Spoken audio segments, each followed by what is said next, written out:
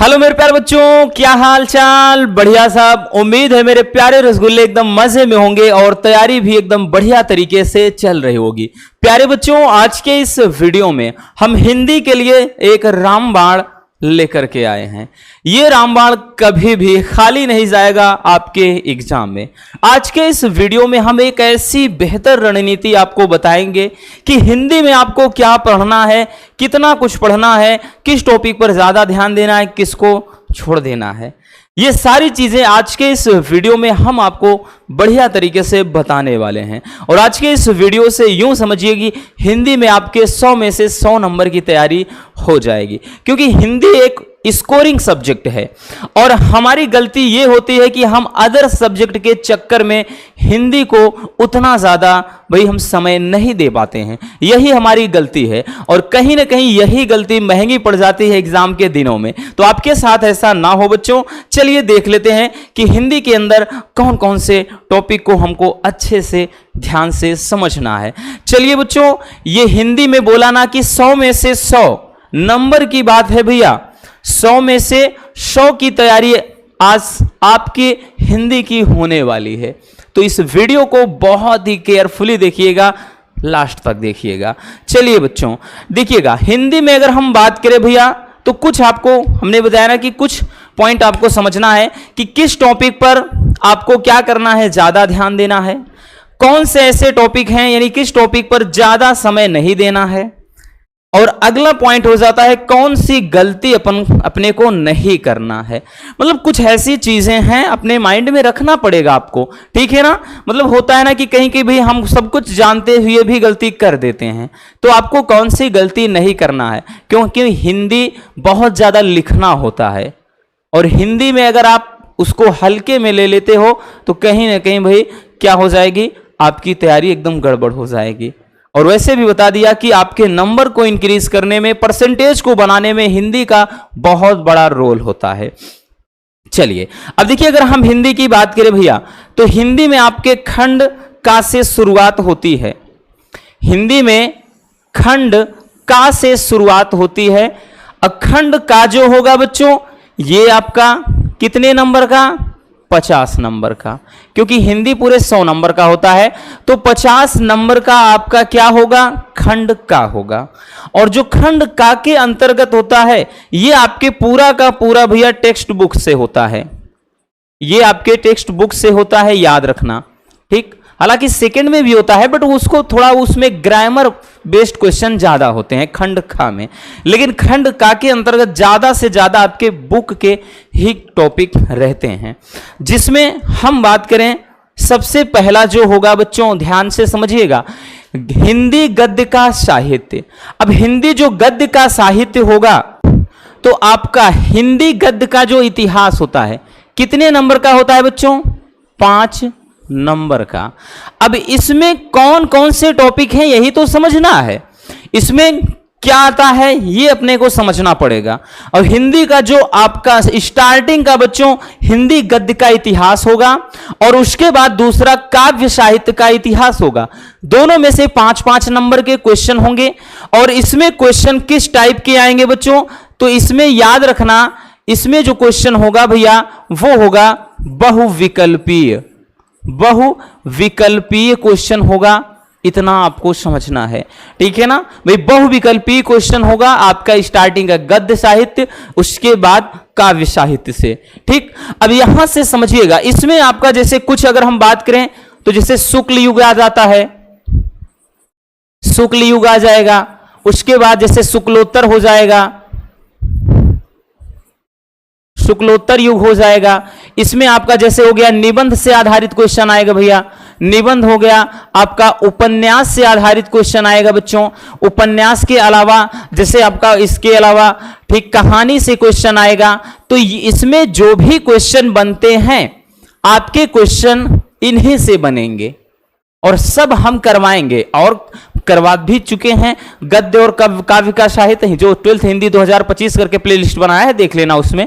और बाकी तो और भी वीडियो लाना है इसके लिए, क्योंकि ये जो बहुविकल्पी वाला है फिक्स होता है, थोड़ा बहुत इधर उधर हो जाता है, लेकिन बच्चे परेशान रहते हैं। क्यों? क्योंकि वो ढंग से युग को पढ़ते ही नहीं हैं। ठीक, अब उसके बाद जो काव्य साहित्य का इतिहास होगा बच्चों, ये भी आपका 5 नंबर का होगा। अब इसमें क्या होगा भैया, देखिए इसमें जैसे अगर हम बात कर लें तो आपका जैसे भारतेंदु युग हो जाएगा, भारतेंदु युग हो जाएगा, ठीक है, प्रमुख रूप से। या फिर इसमें जैसे आपका जो प्राचीन में जितना कुछ आता है, जैसे क्या हो जाता है आपका आदिकाल हो जाता है। उसके बाद फिर इसमें आ जाता है आपका भक्ति काल आ जाता है, ठीक, भक्ति काल से संबंधित क्वेश्चन। उसके बाद हमने बताया ना आदिकाल। तो इन सबसे ज्यादा क्वेश्चन पूछा जाता है। नई कविता हो गया, नई कविता, तो यहां से क्वेश्चन इसमें ज्यादा उठेंगे, इतना याद रखना बच्चों, ठीक है ना। तो यहां से बहुविकल्पी होंगे। तो ये आपका दोनों मिलाकर 10 नंबर का क्वेश्चन हो जाता है। फिर उसके बाद हम बात करें कि गद्य पर, गद्यांश पर या फिर गद्य पर आधारित, ठीक है ना, गद्यांश पर आधारित 5 प्रश्न पूछे जाएंगे। मतलब आपका एक गद्यांश दे देगा। ठीक, अब गद्यांश के लिए हम आपको यहां पर कुछ चैप्टर बता दे रहे हैं, उन्हीं चैप्टर पर आपको ज्यादा फोकस करना है। क्लियर? जैसे बच्चों पहला हो जाएगा, ध्यान से समझना, पहला हो गया आपका राष्ट्र का स्वरूप, राष्ट्र का स्वरूप। उसके बाद दूसरा अशोक के फूल, अशोक के फूल चैप्टर हो गया। तीसरा आपका हो जाएगा भाषा और आधुनिकता, भाषा और आधुनिकता, ठीक है, भाषा और आधुनिकता। तो मतलब बच्चों ये आपके कुछ चैप्टर, यानी 3 हम बताएंगे बस। मतलब हमारा काम ये नहीं है कि हम सबका सब छपा दें, नहीं। अब इतने में से, हाँ इतना जरूर कहेंगे बच्चों कि इतने में से भाई आपका 100% है, 100% हम गारंटी के साथ कह रहे हैं बच्चों कि 100% इनके बाहर नहीं आएगा। भले ही 5 से 6 चैप्टर है, नहीं सोचना, लेकिन इसमें से 100% रहेगा, इतना याद रखना। अब ये 3 चैप्टर ही आपको देखना है। देखना क्या है, ढंग से पढ़ लेना है, और वैसे भी आसान होता है। राष्ट्र का स्वरूप में ज्यादातर जगह जगह पर राष्ट्र का नाम आता है। अशोक के फूल चैप्टर में अशोक वृक्ष का जिक्र होता है हर जगह। भाषा और आधुनिकता में हर जगह आपको भाषा शब्द मिलेगा। तो कहीं ना कहीं हम ऐसे भी थोड़ा पहचान सकते हैं। ठीक, तो इसमें क्या रहेगा कि गद्यांश पर आधारित 5 क्वेश्चन रहेगा बच्चों। प्रत्येक क्वेश्चन 2 नंबर का कैरी करता है। इस तरह से बबुआ आपका 10 नंबर यहां से मिलने वाले हैं। ठीक है, यानी 10 नंबर आपके मिलेंगे गद्यांश पर आधारित 5 प्रश्न। एक गद्यांश दे देगा इन्हीं किसी भी चैप्टर से, इसके आगे भी चैप्टर है उसमें भी आ सकता है, लेकिन हाँ इतना है कि इसमें से फंस जाएगा पूरा का पूरा। तो इसमें क्या करेगा बच्चों, आपको एक छोटा सा गद्यांश देगा, उस पर आधारित प्रश्न, जैसा कि हम भाई बहुत सारे मॉडल पेपर हल करवा चुके हैं, बता भी चुके हैं, पूरा खंड का खा करके, ये तो पता है आपको। अब मतलब चौथा होता है टॉपिक आपका पद्यांश पर आधारित। चौथा क्या होता है बच्चों, तो चौथा होता है भैया पद्यांश पर आधारित 5 प्रश्न। अब पद्यांश के लिए भी कुछ चैप्टर्स हैं। ठीक, पद्यांश के भी आपके कुछ चैप्टर हैं जिनको आपको फोकस करना है। जैसे एक हो जाता है पवन दूतिका। चैप्टर तो बहुत हैं भैया, लेकिन किनमें सबसे ज्यादा फंसता है, पवन दूतिका। दूसरा कैकेयी का अनुताप, कैकेयी का अनुताप। तीसरा जैसे कैकेयी का अनुताप हो गया, और एक श्रद्धा मनु, मोस्ट इंपॉर्टेंट, श्रद्धा मनु मोस्ट इंपॉर्टेंट है बच्चों। अब इसके अलावा एक जैसे हो जाता है आपका, इसको क्या बोलते हैं भैया, तो श्रद्धा मनु के अतिरिक्त अगर हम बात करें तो इसमें एक आपका आ जाता है गीत, महादेवी वर्मा का गीत। हाँ, इसके अलावा भी एक और है, यहां नीचे दिख रहा है, नहीं दिख रहा है, ठीक नहीं दिख रहा है, तो थोड़ा हम कहां लिखें भाई, चलिए इधर लिख देते हैं। इसके अलावा बच्चों एक और है अभिनव मनुष्य, अभिनव मनुष्य, रामधारी सिंह दिनकर का। ठीक, ये महादेवी वर्मा का है, जयशंकर प्रसाद जी का है। तो मतलब ये ऐसे कुछ चैप्टर्स हैं, ठीक, कुछ ऐसे चैप्टर्स हैं बच्चों जिनमें आपको क्या करना है कि पूरा का पूरा फोकस करना है और इनके बाहर का नहीं सोचना है, क्योंकि इनमें काम हो जाएगा, इतने में काम हो जाएगा। या तो पवन दूतिका से आएगा आपका, ज्यादातर बच्चों पवन दूतिका से, कैकेयी का अनुताप या श्रद्धा मनु, तीन में से ही फंस जाता है। लेकिन कभी कभार चला जाता है मैं नीर भरी दुख की बदली, ठीक, तो वो वाला जो है बहुत ज्यादा इंपॉर्टेंट है। तो इसमें से है गीत से, या फिर जैसे विज्ञान वरदान है अभिशाप जो, तो वो ये पूरा अभिनव मनुष्य वाला है। तो ये कुछ चैप्टर्स हैं जहां से आपके पद्यांश उठते हैं। तो इसमें भी सेम लॉजिक होता है।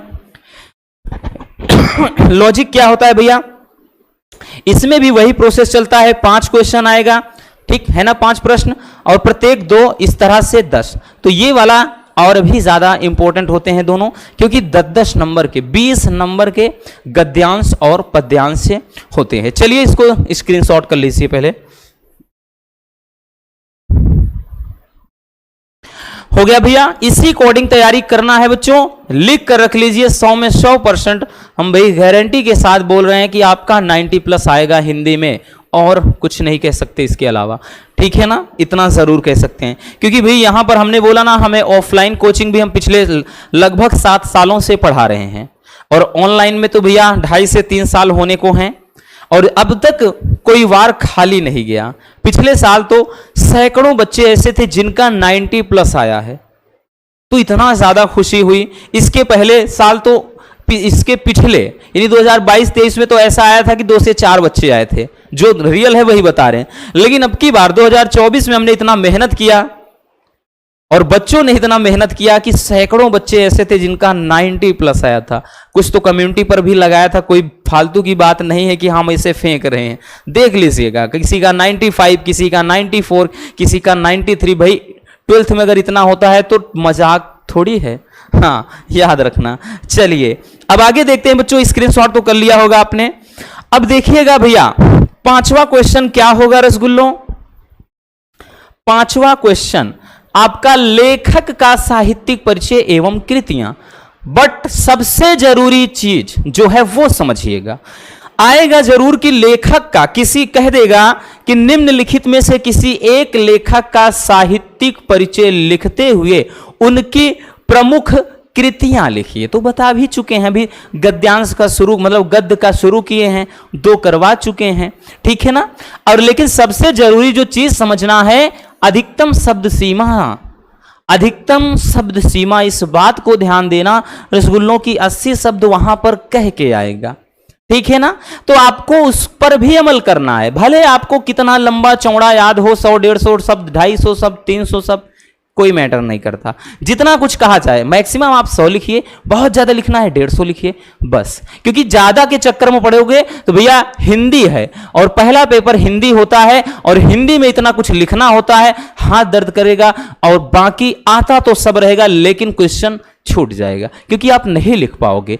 और ये बात करें बच्चों तो 5 नंबर का क्वेश्चन होता है। अब इसमें कुछ लेखक कि भैया हम जैसे कुछ लेखक का लिख देते हैं, जैसे आपका एक हो गया, पहला हो गया जैसे वासुदेव शरण अग्रवाल, वासुदेव शरण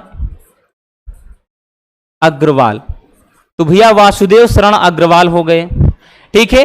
उसके अलावा बच्चों जैसे हो गया आपका हजारी प्रसाद द्विवेदी जी हैं, हजारी प्रसाद द्विवेदी जी हैं।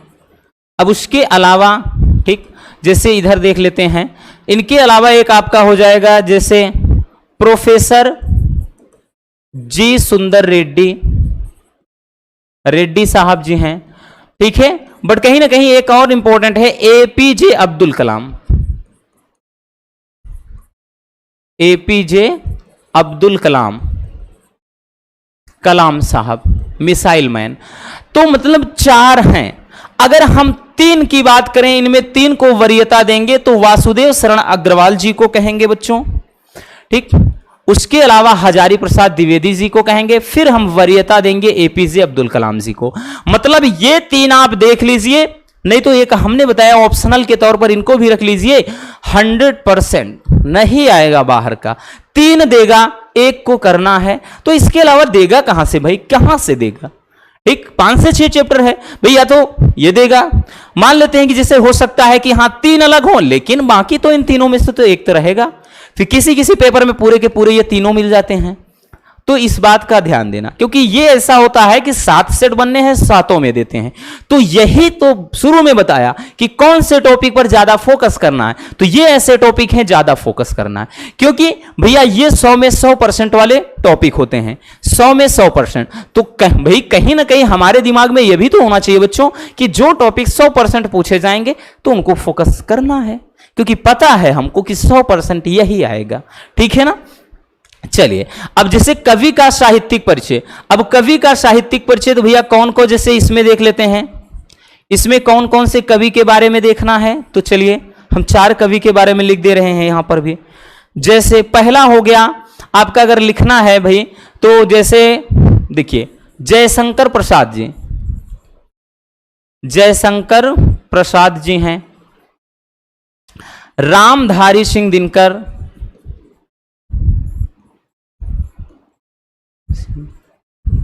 दिनकर। उसके अलावा जैसे महादेवी वर्मा,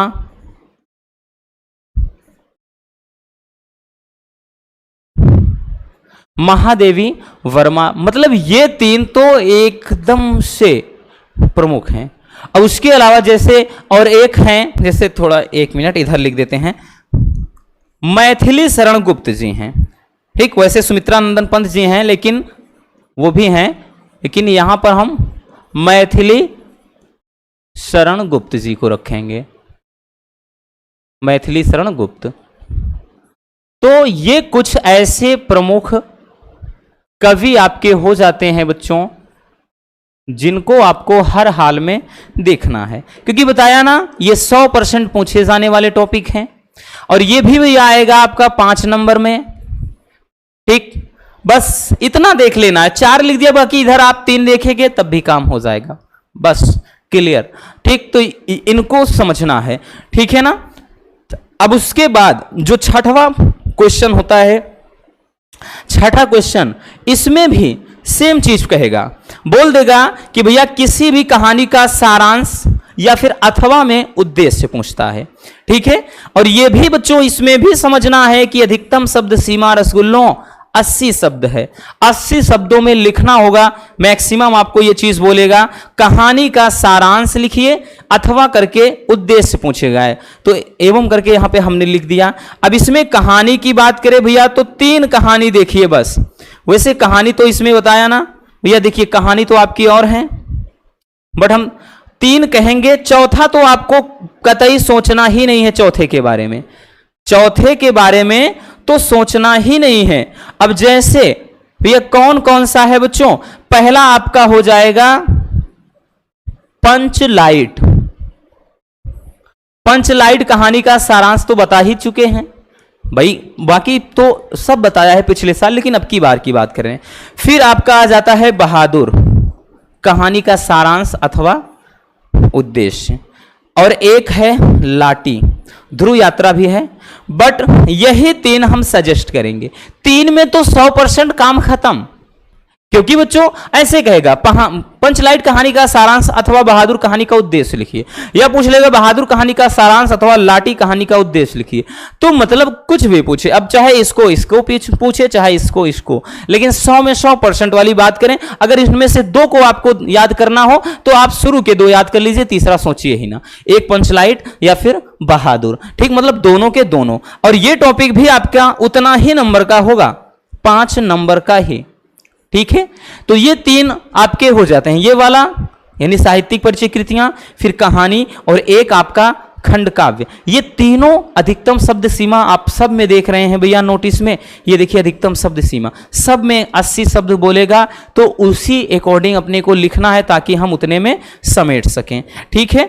चलिए, अब उसके बाद बच्चों अब आ जाएंगे जब हम खंड काव्य में, तो खंड काव्य ये टॉपिक भी मतलब ये वाला भी भैया कितने नंबर का होता है, 5 नंबर का। अब इसमें खंड काव्य में ये कहेगा कि स्वपठित खंड काव्य में किसी भी मतलब सर्ग के बारे में लिखना होगा, अथवा करके आएगा कि कहानी के नायक का चरित्र चित्रण। जैसे इसमें क्या है, रश्मि रथी है, कहीं पर सत्य की जीत चलेगा, कहीं पर श्रवण कुमार चलेगा, कहीं पर आलोक वृत्त चलेगा। तो मतलब जहां जो चलता है उसी अकॉर्डिंग आपको क्या करें, बहुत सारे रहेंगे, 6 खंड काव्य रहते हैं, 6 या 7 ऐसा है। तो उसमें आपके भैया आपके जिले में जो कुछ चलता है वो क्वेश्चन बैंक में ही लिखा रहता है कि हाँ जौनपुर में ये चलेगा, कानपुर में ये चलेगा, इलाहाबाद में ये चलेगा, ठीक है ना, मतलब ऐसे अमेठी में ये चलना है, ठीक है। तो ऐसा दिया रहता है, या आपको खुद पता होगा कि भैया आपके यहाँ क्या चलता है, तो आपको उसी के अकॉर्डिंग इससे संबंधित एक क्वेश्चन आएगा, अथवा करके रहेगा, 2 क्वेश्चन तो एक करना होता है, तो ये हो जाएगा। ठीक, चलिए इसको भी स्क्रीनशॉट कर लीजिए।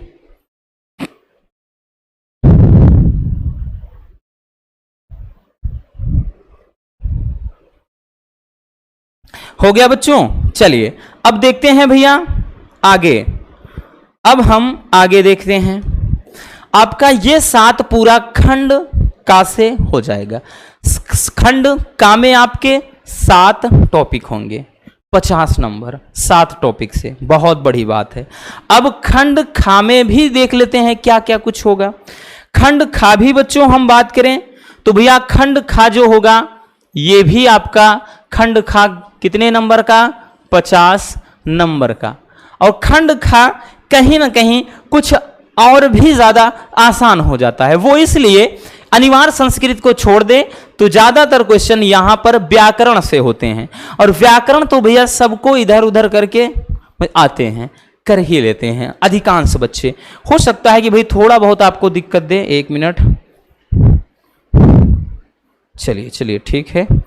देखिए बच्चों, अब देखिएगा पहला क्वेश्चन भैया क्या होगा, तो पहला क्वेश्चन होगा बच्चों कि पहले का ये फर्स्ट रहेगा, सेकंड रहेगा, संस्कृत गद्य का संदर्भ सहित हिंदी में अनुवाद।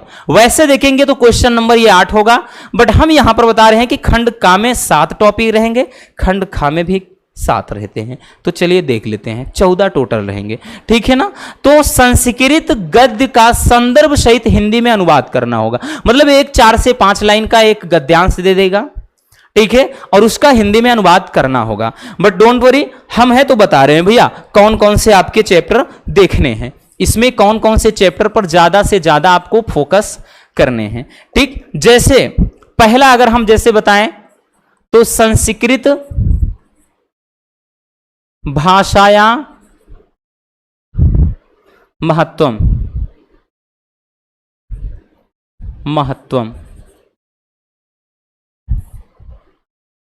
संस्कृत भाषाया महत्वम।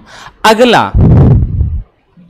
देखिएगा, अगला क्या है, एक और कौन सा चैप्टर देखना है, तो जिसे यहां पर गद्य की बात हो रही जो गद्यांश के रूप में हो, तो एक है आपका महामना मालवीय, ये चैप्टर तो बहुत ही लाजवाब है, महामना मालवीय। तीसरा बात करें जातक कथा, ये 3 हर हाल में तैयार करने हैं, ये 3 तो आपको कतई छोड़ना ही नहीं है, इस 3 को अच्छे से समझना है। बट डोंट वरी, हम है ना तो सबका अनुवाद अच्छे से आपको बता देंगे, ठीक है ना, परेशान नहीं होना है। संस्कृत भाषा, क्योंकि हिंदी हो ऐसे भी 1 महीने का है, बस निपट जाएगा पूरा। ठीक, तो संस्कृत भाषाया महत्वम हो गया, महामना मालवीय, जातक कथा, ये 3 चैप्टर आप देख लीजिए। और एक आत्मज्ञ एवं सर्वज्ञ वाला, आत्मज्ञ एवं सर्वज्ञ, ठीक है, तो वो भी लिख दे रहे हैं, क्योंकि इसके पहले वो भैया बहुत पहले था, फिर बीच में हटाया, फिर आ गया है। 1 मिनट,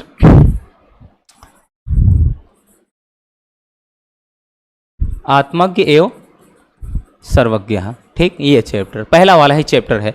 तो ये कुछ हैं, ये 3 तो मोस्ट इंपॉर्टेंट हैं, ये 3 तो मोस्ट इंपॉर्टेंट है, बाकी इसके अलावा भी आप इस पे थोड़ा अमल कर सकते हैं, इसके बाहर का नहीं आएगा। कितने नंबर का पूछा जाएगा बच्चों, अगर हम नंबर की बात करें भैया तो ये 7 नंबर का टॉपिक हो जाता है। कितने नंबर का आता है, 7 नंबर का। अब दूसरा आपका आएगा संस्कृत पद्यांश या पद्य रहेगा, का संदर्भ सहित हिंदी में अनुवाद करना है। तो ये भी तो आपका रहेगा 7 नंबर का। और ये तो और भी ज्यादा आसान है, क्योंकि इसमें केवल एक चैप्टर आपको देखना है, केवल और केवल एक चैप्टर के बारे में सोचना है। और वो चैप्टर कौन सा है भैया? तो वो चैप्टर है कौन सा? सुभाषित रत्नानी। सुभाषित रत्नानी, बस हो गया। सुभाषित रत्नानी, इसको देख लेंगे ना, बस और कुछ नहीं देखना है। और कभी कभार कभी कभार जैसे एक और में पूछ लेता है, किसमें? जैसे इस वाले में है, जातक कथा में है। जातक कथा में तो 1-2 श्लोक है, तो 1-2 श्लोक की बात हो रही। अथवा में करके आता है, क्योंकि इसमें भी अथवा करके आएगा। जैसे संस्कृत भाषा या महात्म का दे देगा अथवा महामना मालवीय का, या महामना मालवीय अथवा करके जातक कथा, तो कोई एक तो कर सकते हो। इसी तरह इसमें रहेगा सुभाषित रत्नानी का रहेगा, अथवा में फिर से इसी चैप्टर का रहेगा। या तो सुभाषित रत्नानी, अथवा में कभी कभार उलूक जातम वाला जैसे होता है ना, कि मुझे भाई उल्लू का राज्याभिषेक करना बिल्कुल पसंद नहीं, जो पक्षीगण बोलते हैं, क्योंकि बिना क्रोध के ही इसका मुंह ऐसा है, इसका शकल ऐसा है, अगर क्रोधित होकर देखेगा तो भैया क्या होगा। तो वो वाला जो श्लोक है उसको बता भी चुके हैं मॉडल पेपर में, तो कभी कभार इसमें से वही आ जाता है। और एक और संस्कृत भाषा या महत्व से तो नहीं समझना, केवल इसको देख लीजिए, बस केवल और केवल इसके बारे में सोचिए। 100 में 100% फिक्स है। ये 100% वाला टॉपिक होता है, याद रखना, 100% बस यही आएगा, ठीक है ना। चलिए अब अगला देखते हैं बच्चों। देखिए अब आपका दूसरे में अगर हम बात करें तो लोकोक्तियां एवं मुहावरा रहेगा। लोकोक्तियां एवं मुहावरा की बात करें, 2 नंबर का क्वेश्चन होगा, एक करना होगा, 3 से 4 रहेगा। 3 से 4 मुहावरे रहेंगे। कहेगा भैया कि इसका लोकोक्तियों मुहावरों के अर्थ लिखिए और वाक्य प्रयोग करना है। जैसे रहता ना कि भैया सांप मर जाए और लाठी भी न टूटे। फिर आएगा जैसे दाल में कुछ काला होना, ठीक है, हाथ पीले करना, 9 दिन चले 2.5 कोस, ऐसे ऐसे करके रहेगा। तो आपको एक बनाना होता है, ये तो आप सबको पता है, ठीक। उसके बाद तीसरा अपठित गद्यांश करके आएगा, यानी कविता के रूप में, या पद्यांश करके आएगा। ये भी 5 नंबर का टॉपिक है। और ये तो बड़ा ही आसान है। पहले संधि विच्छेद और उसके बाद विभक्ति वचन पूछता था, उसको हटा दिया। उसमें बहुत सारे बच्चों को दिक्कत भी होती थी, तो बच्चों एकदम खुश हो गए जब से हटा दिया। अब आता है आपका क्या चीज? तो अपठित पद्यांश या फिर गद्यांश आएगा। 5 नंबर का क्वेश्चन होगा। और इसमें अगर हम बात करें तो 3 प्रश्न होंगे, 3 प्रश्न होंगे, यानी एक अपठित गद्यांश होता है। ये तो आसान है, इसको तो प्राइमरी वाले बच्चे भी कर सकते हैं। एक अपठित गद्यांश देगा आपको, उसी में से उसको पूरा पढ़ना है और इससे संबंधित 3 प्रश्न दिया रहेगा। तो उन तीनों प्रश्नों का उत्तर देना है 5 नंबर का, ठीक है ना। चलिए स्क्रीनशॉट कर लीजिए जल्दी। हो गया भैया। चलिए अब देखते हैं अगला। देखिए चौथा क्वेश्चन। अब चौथे के अंतर्गत टॉपिक की बात करें तो चौथे में भैया आपके 4 टॉपिक हैं, लेकिन है ये पूरा का पूरा व्याकरण वाला। चौथा पूरा प्योर एकदम से व्याकरण ही रहेगा, एकदम शुद्ध वाला व्याकरण। अब व्याकरण में आपके जैसे टॉपिक की बात करें तो शब्दों में सूक्ष्म अंतर करके आएगा, 2 नंबर का रहेगा, ठीक है ना। सूक्ष्म अंतर जैसे भवन भुवन, ठीक, इस तरह से अनल अनिल, ऐसे थोड़ा थोड़ा अंतर, ठीक है ना। इसी तरह जैसे जलद जलद, ऐसे करके आएगा, ठीक। तो उसमें आपको जो अंतर होता है वो चीज, ठीक, आपको अंतर बताना होता है। उसके बाद अनेकार्थी शब्द आएगा, ठीक, ये भी 2 नंबर का टॉपिक रहेगा। ये भी कितने नंबर का? 2 नंबर, अनेकार्थी वाला, ठीक है ना। अब उसके अलावा अनेकार्थी में तो समझ रहे हैं भैया अनेकार्थी क्या होता है। जैसे कमल दे देगा, कमल का मतलब अनेकार्थी दे दीजिए। जैसे होता है नहीं कि जिसको बोलते हैं पर्यायवाची, पर्यायवाची की तरह ही होता है, ठीक, समानार्थी वाला जो होता है वही चीज। तो ये अनेकार्थी या समानार्थी 2 नंबर का। अनेक शब्दों के लिए एक शब्द, जिसे जीता ना जा सके, जहां तक पहुंचा ना जा सके, जहां तक देखा ना जा सके, उसको क्या कहते हैं? तो इस टाइप का। तो ये भी कितने नंबर का रहेगा? 2। ये सब 2-2 नंबर वाले हैं, वो एकदम सस्ते नंबर होते हैं। अगला है कि वाक्यों में त्रुटि, थोड़ा बहुत त्रुटि रहती है, 2 नंबर का, ठीक है ना। जैसे मैंने आज अनेकों, मतलब अनेकों खेल खेले, है ना, ऐसे करके आएगा।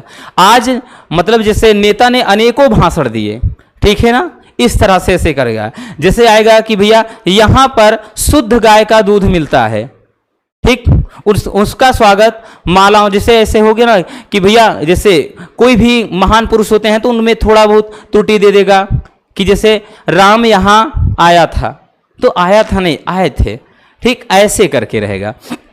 तो जो त्रुटि थोड़ा बहुत होती है वो तो समझ गए। अब उसके बाद जो पांचवा क्वेश्चन होगा रसगुल्लों, काव्य सौंदर्य का रहेगा। पांचवा काव्य सौंदर्य का रहेगा, और यानी इसमें हम बात करें रस छंद अलंकार रहेगा। और रस छंद अलंकार को हमने इतना आसान तरीके से, इतना आसान बना दिया है कि कोई कितना भी कमजोर बच्चा हो, जिंदगी भर इसको मरते दम तक नहीं बोलेगा। 1 मिलियन व्यूज होने वाले हैं, अभी उसको 1 साल, लगभग 1 साल से कम ही टाइम हुआ होगा, 1 मिलियन व्यूज पहुंचने वाले हैं। रस छंद अलंकार मोनू सर, सर्च मारिएगा, इतनी गजब की वीडियो है कि आप भूल ही नहीं सकते हो भैया, गजब की है। तभी उस पर 10 लाख बच्चों ने प्यार दिखाया है, लगभग 10 लाख, ठीक है। तो जैसे इसमें रस वाला टॉपिक आएगा। अब रस में जैसे हम चलिए थोड़ा समझा देते हैं कि रस में कौन कौन सा रस हो सकता है। तो जैसे रस में आप हम देख लीजिए, श्रृंगार रस, श्रृंगार रस, श्रृंगार, संयोग वियोग दोनों आ जाते हैं, बट श्रृंगार याद रखिए, बस इतना। उसके बाद एक जैसे हो जाता है करुण रस, करुण रस। तीसरा हो जाता है वीर रस। बस 3 देखिए। ऑप्शन के तौर पर अगर आपको चौथा भी देखना भी है या समझना भी है तो देख लीजिए हास्य रस, हास्य रस, नहीं तो ये 3 देखिए और नहीं जरूरत है। छंद में बात करें तो या छंद की बात करें तो छंद में आपका, जैसे छंद में आपका देख लीजिए दोहा,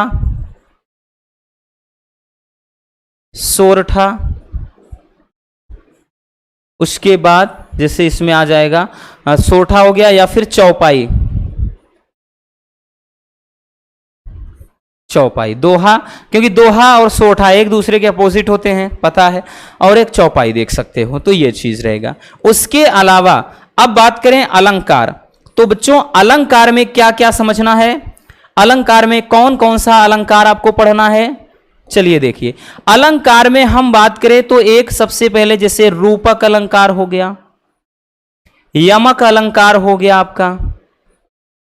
यमक के अलावा जैसे आपका उपमा भी पूछता है, उपमा अलंकार, और एक और हम बात कर ले रहे हैं, तो जैसे रूपक हो गया, यमक हो गया, उपमा, और एक होता है उत्प्रेक्षा अलंकार, उत्प्रेक्षा। तो ये कुछ ऐसे अलंकार हैं जो हर हाल में तैयार करने हैं, ठीक है ना। चाहे अनुप्रास हो गया, ठीक, अनुप्रास तो नहीं लिखा है, अनुप्रास भी इंपॉर्टेंट है। तो रूपक, उपमा, यमक, ठीक, उत्प्रेक्षा। देखिए ये सब एक बार देखना है, एक बार अगर आप देख लेंगे तो तैयार हो जाता है। इसमें आएगा कि भैया ऐसे पूछेगा कि ऐसे रूपक अथवा यमक अलंकार को का उदाहरण और लक्षण लिखिए, यानी लक्षण सहित उदाहरण लिखिए। इसमें भी कहेगा, इसमें भी बोलेगा लक्षण सहित उदाहरण लिखिए, इसमें भी कहेगा लक्षण सहित उदाहरण लिखिए, ठीक है। और अगर हम बात करें कितने नंबर के आते हैं बच्चों, तो ये वाला भी आपका 2 नंबर का, ये वाला भी 2 नंबर का रहेगा, और ये भी 2 नंबर का। मतलब यहां से आपका काव्य सौंदर्य के जो तत्व की बात करें तो 6 नंबर का पूछा जाता है, ठीक है ना। चलिए स्क्रीनशॉट कर लीजिए। हो गया बच्चों। चलिए अब उसके बाद अगला देखते हैं, छठवां और सातवां। छठवां और सातवां ये दमदार होते हैं, ये दमदार टॉपिक हैं बच्चों। अब देखिए इनमें ज्यादा फोकस नहीं करना आपको, मतलब ज्यादा देखना ही नहीं है, ज्यादा कुछ नहीं देखना है, याद रखना, हम बार बार बोल रहे हैं, ज्यादा नहीं समझना। अब इसमें देखिए कौन कौन सा पत्र लेखन, पत्र लेखन तो बहुत होते हैं ना, बट कौन कौन सा आपको पढ़ना है ये मैटर करता है।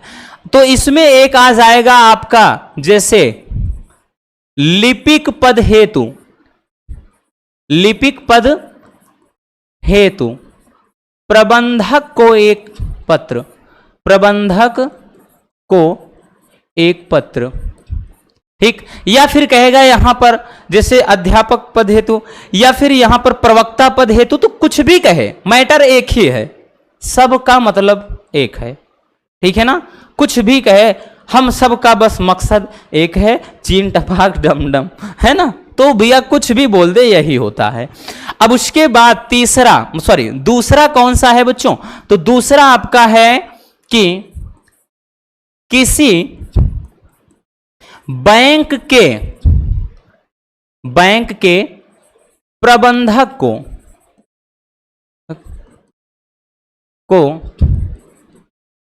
ऋण प्राप्ति हेतु पत्र, ऋण प्राप्ति हेतु पत्र, कि भैया आपको चाहिए कर्जा। अब यहां पर कुछ भी बोल देगा, कैसे कि आपको लेखन सामग्री की दुकान खोलना है, उसके लिए होजरी की दुकान जो होता है खिलौने वगैरह बच्चों के कपड़े वपड़े, उसको बोल सकता है। या कह देगा भैया कि आपको क्या करना है, मतलब जैसे लेखन सामग्री में जैसे कॉपी किताब की दुकान खोलना है, या फिर बोल देगा कि जैसे मोबाइल शॉप खोलना है। तो मतलब कुछ भी बोल दे, या आपको कुक्कुट पालन करना है, या फिर जैसे हमने बताया ना कि भैया मत्स्य पालन मछली पालन करना है, या कोई आपको अपना बिजनेस करना है, तो कहेगा इससे संबंध में प्रबंधक को, मतलब क्या कहते हैं, किसी बैंक के प्रबंधक को एक मतलब ऋण प्राप्ति हेतु, ठीक है ना, क्या करना है, यानी शाखा जो प्रबंधक होते हैं उनको एक पत्र। तो कोई भी काम बोलेगा, कोई भी बिजनेस के बारे में कहेगा, भैया मकसद सिर्फ एक ही है ना कि आपको चाहिए कर्जा, आपको चाहिए लोन। अब काम कोई भी करना हो तो इसीलिए मैटर सेम होता है।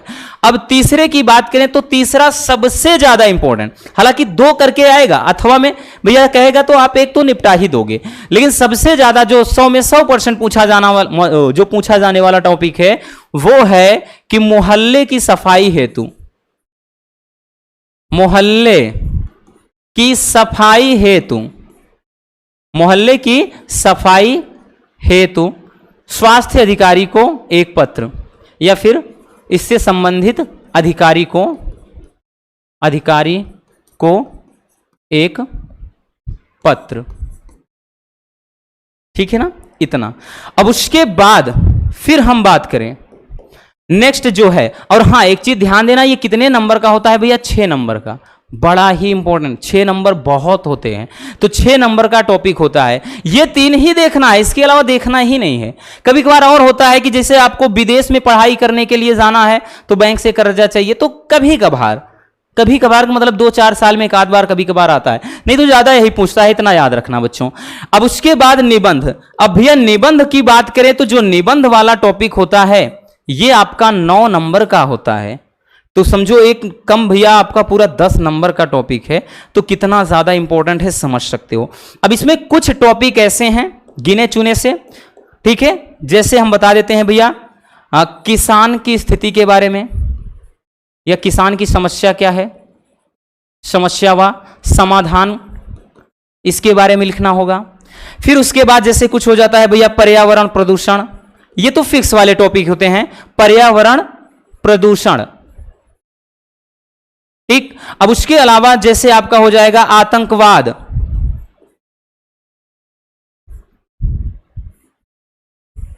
आतंकवाद। उसके अलावा आपके और जैसे हैं बेरोजगारी, तो ये तो एकदम मतलब प्रमुख वाले हैं। इसके अलावा एक और प्रिय साहित्यकार, मेरा प्रिय साहित्यकार,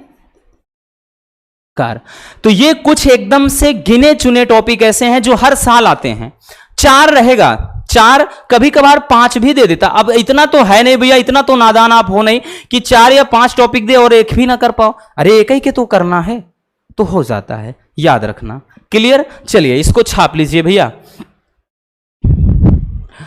हो गया बच्चों, तो बस आज के इस वीडियो में इतना ही। उम्मीद है मेरे प्यारे रसगुल्लों को अच्छे से समझ में आ गया होगा कि हिंदी के अंदर क्या कुछ पढ़ना है, कितना कुछ पढ़ना है, कौन से टॉपिक ऐसे हैं जिन पर ज्यादा फोकस करना है। अगर वीडियो पसंद आई हो तो भाई प्यार से एक लाइक जरूर कर देना, और नए हैं तो चैनल को सब्सक्राइब जरूर कर लीजिए। मिलते हैं किसी और ऐसे शानदार टॉपिक के साथ। Love you, bye bye, take care.